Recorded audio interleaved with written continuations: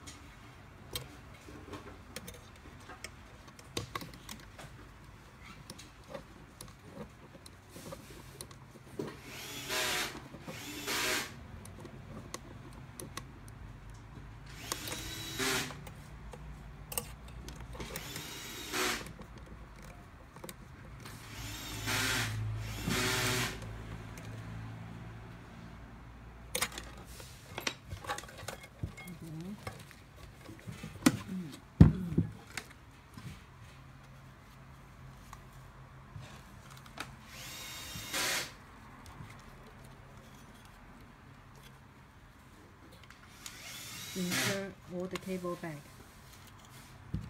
Before remove all the cables from the circuit board, you can take a picture to memorize the position of all the cables.